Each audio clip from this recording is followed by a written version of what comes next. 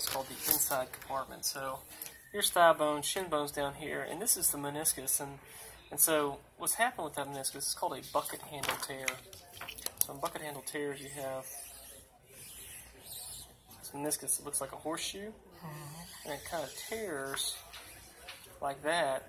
So this whole piece can flip over, okay, like a handle on a bucket, if you will. Okay, and so that thing is flipped all the way over here, which obviously is a problem. So when you look at it, the meniscus has kind of a weird blood supply. It only really comes in from the periphery. And the older we are, the worse that blood supply is. So if you see this in a 15-year-old, you tend to be more aggressive than you do in a 30-year-old. And in a 30-year-old, you tend to be more aggressive than you do in a 50-year-old. And so if you look at this meniscus all the way around this whole meniscus, and even here on the inside of the meniscus, there's no blood at all. It's just white. Okay? So we call that the white zone, meaning that this is an area that doesn't have good blood, that unfortunately you can't fix this. So you can put all the sutures in the world, and it won't heal because there's no blood. And so these are the ones that we end up taking out. Okay? And you said it won't heal because no blood. That's right. Okay. So some of the meniscus tears we take out, some we repair. But the problem is when you repair ones that really don't have any blood supply, they're not going to heal. So we try to make that assessment, and nobody likes to take meniscus out because we know this is bad for her 20 years from now, okay? She's going to get some arthritis because she doesn't have that same shock absorber she used to. So we basically kind of go in here, we shave all the meniscus out, take that whole piece out, and so when you get done with it, you see this rim of meniscus going around here where we took it out, and there's still probably 50% of the meniscus still left. So it wasn't as bad as it could have been, okay?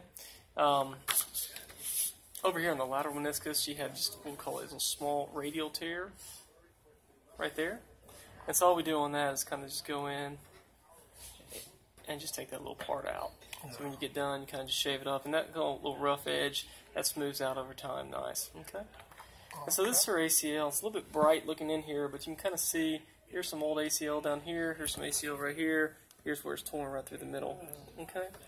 And so what we do is we go in and we kind of clean off all this tissue off this inside part of the bone. So again, where you're looking at here, if you look at the end of the thigh bone, the end of the thigh bone kind of looks like this. So here's thigh bone, here's shin bone, and that normal ACL goes right there, okay?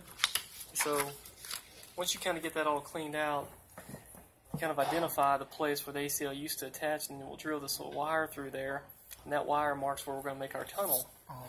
And so we make a tunnel, and you can't really see it, but it's back in here.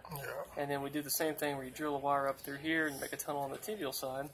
And this is our hamstring graft, so you pass the graft through the tibial tunnel into the femoral tunnel, and it looks like that. And it's a little cloudy after we put all the hardware in there, but that's what it looks like. This is when you kind of get done. And just some final pictures kind of showing you how this thing looks in there. And this is after a little while where it's kind of cleaned up, so you can see that thing nice and pretty. This is what's called the PCL back here. So you want the ACL and the PCL to kind of make an X. And that's what we got here. So I think it's good. You know, the hard thing, does she have Medicaid now? Yeah. Medicaid? Yeah. Good. Okay, good. So we need to get her approved for some insurance, for some therapy.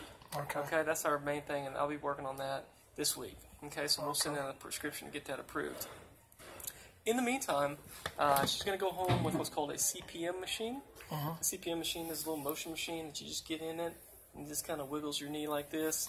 And it'll start at about 45 degrees and gradually increasing about 10 degrees a day, and just kind of gradually work our way up and spend about 3 or 4 hours a day on that. Okay? So that's the flexion part of it, which I don't worry too much about that early on. One thing I do worry about is I really tell people, work on your extension from the very beginning. When you're laying down, put some pillows underneath the heel where there's nothing under the knee. Get that thing straight. Okay? Straight. Very important. So if y'all focus on anything with her, tell her to get it straight. Okay? And work on that, because she's not going to like it. You know, we take those hamstrings out of the back of the leg. It's uncomfortable. Work on that. Okay. So you bring your feet up towards you that way? Yeah, so at the very first, I mean, the muscle's weak. It's hard. Like, eventually we're going to have her doing this.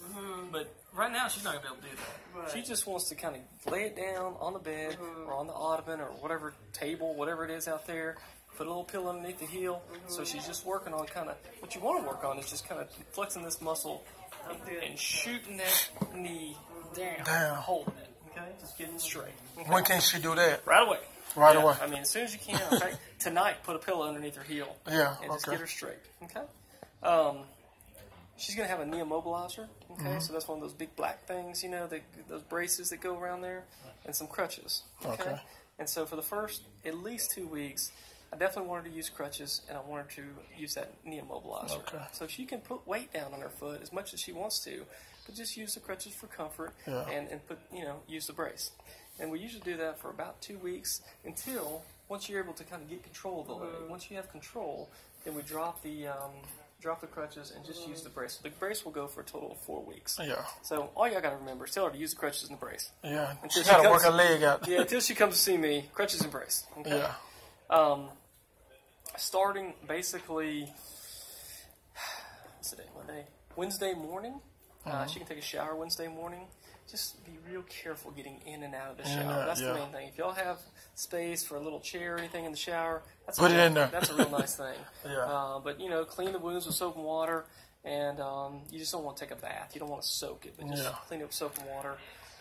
She can reuse those ACE wraps just for compression purposes. Okay. And she's got an ice bag, and she'll go home with that ice bag. And this is the kind of ice bag that basically you put it on. When it thaws out, you put it in the freezer. I don't know if they'll have a deep freeze. That's even better. But any freezer. And then once it's frozen, put it back on. And for the first 3 or 4 days, I mean, except for at nighttime when she's trying to sleep, I would put that thing on 24/7. Yeah, 24/7. Because ice is very helpful. Okay? Yeah. I'm going to see her back in about